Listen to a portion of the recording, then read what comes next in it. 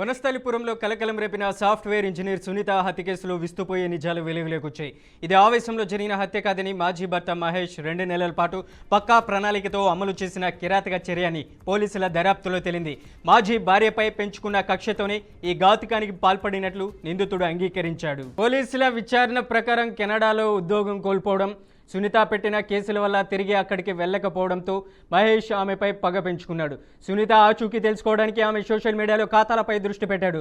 ఆమె పోస్ట్ చేసిన ఇన్స్టాగ్రామ్ రీల్స్ను నిశ్చితంగా పరిశీలించి వీడియోల బ్యాక్గ్రౌండ్లో కనిపించిన పరిసరాల ఆధారంగా వనస్థలిపురంలోని కాప్రాయ్ చెరువు సమీపంలో ఆమె నివాసం ఉంటున్న అపార్ట్మెంట్ను గుర్తించాడు.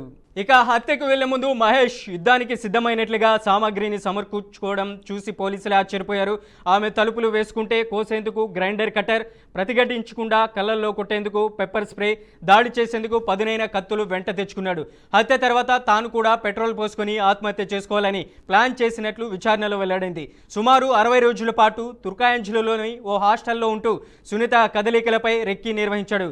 సరైన సమయం చూసి వాచ్మెన్ లేని వేళ అపార్ట్మెంట్లోకి ప్రవేశించి ఈ దారుణానికి ఒడిగట్టాడు. తాను చేసిన నేరానికి ఎలాంటి పశ్చాత్తాపం లేదని, ఏ శిక్షకైనా సిద్ధమని మహేష్ పోలీసుల ఎదుట చెప్పినట్లు సమాచారం. సునీత రెండో భర్త శ్రీనాథ్ ఇచ్చిన ఫిర్యాదు మేరకు పోలీసులు మహేష్ను అరెస్ట్ చేసి రిమాండ్కు తరలించారు. హత్యకు ఉపయోగించిన ఆయుధాలు, కారును పోలీసులు స్వాధీనం చేసుకున్నారు. ఛత్తీస్గఢ్ సరిహద్దు కరిగుట్టల ప్రాంతంలో కొద్ది రోజులుగా మావోయిస్టు పార్టీ కీలక నేతలు, దళాలు సంచరిస్తున్నాయన్న సమాచారం మేరకు కేంద్ర బలగాలు కుంబింగ్ చేపట్టాయి. ఈ క్రమంలో ఆపరేషన్ KGH2 పేరుతో తెలంగాణ దిశగా అడుగులు పడుతున్నాయి. తెలంగాణలోకి మావోయిస్టులు ప్రవేశించారని నిఘా వర్గాలకు సమాచారంతో ఛత్తీస్గఢ్, మహారాష్ట్ర, తెలంగాణ సరిహద్దు గోదావరి పరివాహక ప్రాంతం JS భూపాల్పల్లి, ములుగు జిల్లాల అడవులను పోలీస్ బలగాలు మోహరించారు.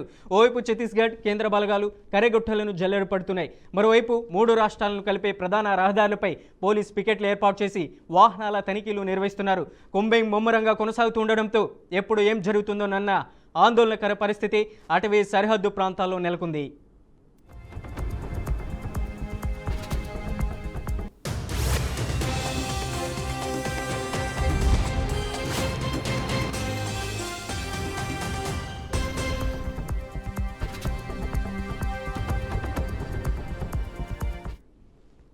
తెలంగాణ ఛత్తీస్గఢ్ సరిహద్దు కర్రెగుట్టల ప్రాంతంలో కొద్ది రోజులుగా మావోయిస్టు పార్టీ కీలక నేతలు, దళాలు సంచరిస్తున్నాయన్న సమాచారం మేరకు కేంద్ర బలగాలు కుంబింగ్ చేపట్టాయి.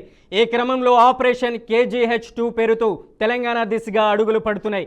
తెలంగాణలోకి మావోయిస్టులు ప్రవేశించారని నిఘా వర్గాలకు సమాచారంతో ఛత్తీస్గఢ్, మహారాష్ట్ర, తెలంగాణ సరిహద్దు గోదావరి పరివాహక ప్రాంతం JS భూపాల్పల్లి, ములుగు జిల్లాల అడవులను పోలీస్ బలగాలు మోహరించారు.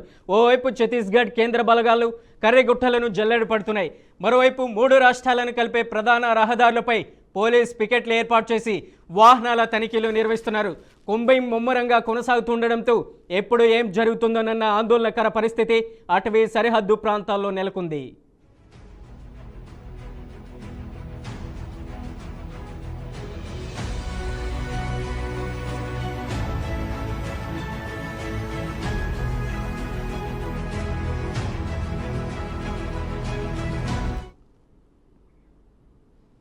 అజిత్ పవార్ విమాన ప్రమాదం చుట్టూ రాజకీయ దుమారం రేగుతుంది. ఆయన మృతిపై కుటుంబ సభ్యులు, పార్టీ శ్రేణులు పలు అనుమానాలు వ్యక్తం చేస్తున్నారు. ఈ ఘటనపై సంచలన వ్యాఖ్యలు చేసిన రోహిత్ పవార్ నిష్పక్షపాతంగా దర్యాప్తు కోసం కేంద్ర మంత్రి రామ్మోహన్ నాయుడు రాజీనామా చేయాలని డిమాండ్ చేశారు. VSR సంస్థ యజమానికి రామ్మోహన్ నాయుడుతో సంబంధాలున్నాయని, ఆ సంస్థ యజమాని కుమారుడు పెళ్లికి మంత్రి హాజరైన విషయాన్ని ప్రస్తావిస్తూ అనుమానాలు వ్యక్తం చేశారు. అదేవిధంగా సుప్రియా సూలే కూడా రోహిత్ పవార్ లేవనెత్తిన అనుమానాలు తనకు ఉన్నాయని స్పష్టం చేశారు. ఇక ఈ కేసును CBIకి అప్పగించాలని అజిత్ పవార్ భార్య, కుమారులు ముఖ్యమంత్రిని కలిసి వినతిపత్రం సమర్పించారు. అయితే రోహిత్ పవార్ ఆరోపణలపై కేంద్ర మంత్రి రామ్మోహన్ నాయుడు ఇప్పటి వరకు స్పందించకపోవడం గమనార్హం.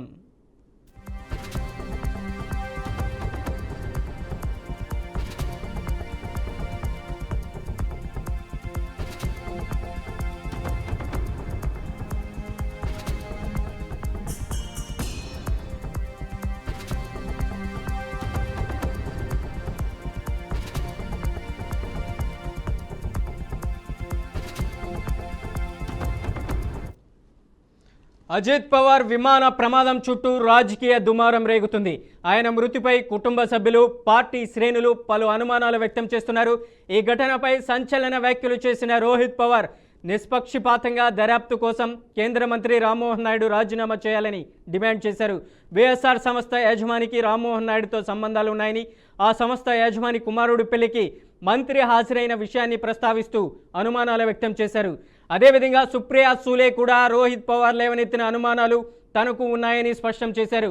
ఇక ఈ కేసును సిబిఐకి అప్పగించాలని అజిత్ పవార్ భార్య కుమారులు సీఎంని కలిసి వినతి పత్రం సమర్పించారు. అయితే రోహిత్ పవార్ ఆరోపణలపై కేంద్ర మంత్రి రామ్మోహన్ నాయుడు ఇప్పటి వరకు స్పందించకపోవడం గమనార్హం. హైదరాబాద్లో ఆన్లైన్ గేమింగ్ స్కామ్ కేసులో పంకజ్ కుమార్ను జీఎస్టీ అధికారులు అదుపులోకి తీసుకున్నారు. దేశవ్యాప్తంగా సంచలనం సృష్టించిన 13,000 కోట్ల ఆన్లైన్ గేమింగ్ స్కామ్ కేసులో జీఎస్టీ ఇంటెలిజెన్స్ అధికారులు కీలక పురోగతి సాధించారు.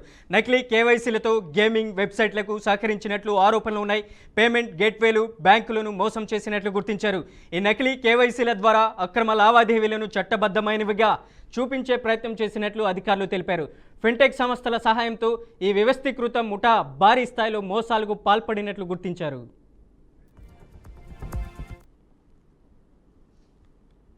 సంగారెడ్డి అమీన్పూర్ పోలీస్ స్టేషన్ పరిధిలోని ఓ మార్బల్ షాప్లో ఎస్ఓటి మాదాపూర్ పోలీసులు దాడులు నిర్వహించారు.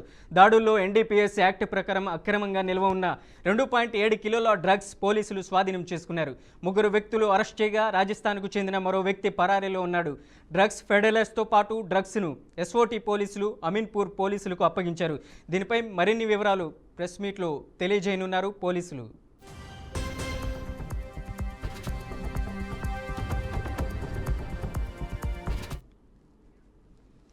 బాలీవుడ్ ప్రముఖులకు బిష్ణో గ్యాంగ్ నుంచి బెదిరింపులు కొనసాగుతున్నాయి. నటుడు రణవీర్ సింగ్కు మరోసారి బెదిరింపులు వచ్చాయి. 10 కోట్ల రూపాయలు ఇవ్వాలని డిమాండ్ చేస్తూ వాయిస్ నోట్ వచ్చింది. హీరో మేనేజర్ వాట్సాప్నకు ఓ అమెరికన్ నెంబర్ నుంచి ఈ నోట్ వచ్చినట్లు తెలుస్తుంది. దీంతో నటుడి ఇంటి ముందు పోలీసులు బందోబస్తు పెంచారు.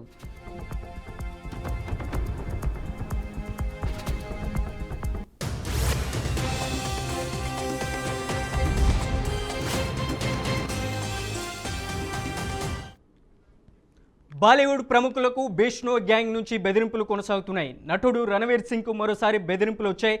10 కోట్ల రూపాయలు ఇవ్వాలని డిమాండ్ చేస్తూ వాయిస్ నోట్ వచ్చింది. హీరో మేనేజర్ వాట్సాప్నకు ఓ అమెరికన్ నెంబర్ నుంచి ఈ నోటు వచ్చినట్లు తెలుస్తుంది. దీంతో నటుడి ఇంటి వద్ద పోలీసులు బందోబస్తు పెంచారు.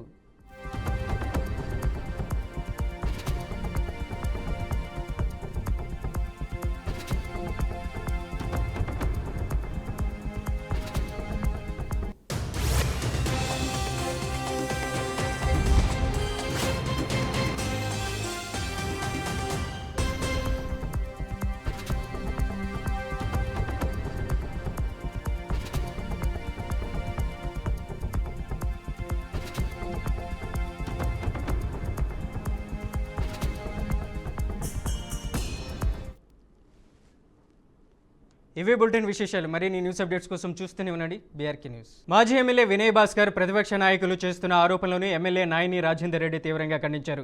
దళితులను ప్రభుత్వం మోసం చేస్తుందని వినయ్ భాస్కర్ అన్న వ్యాఖ్యలపై నాయని రాజేందర్ రెడ్డి మండిపడ్డారు. అసలు దళితుల గుడిసెల తొలగింపునకు ఆజ్యం పోసి అన్యాయం చేసిందే వినయ్ భాస్కర్, అప్పటి బీఆర్ఎస్ ప్రభుత్వం అన్నారు. బీఆర్ఎస్ ప్రభుత్వం చేసిన మోసాలతో భద్రకాళి మాడవీధుల్లో ఉన్న దళిత కుటుంబాలు నష్టపోకుండా వారికి డబుల్ బెడ్రూమ్ ఇళ్లను కేటాయించామన్నారు. వారి కుటుంబాలకు న్యాయం జరిగే విధంగా కాంగ్రెస్ ప్రభుత్వం కృషి చేస్తుందని ఎమ్మెల్యే నాయని రాజేందర్ రెడ్డి తెలిపారు.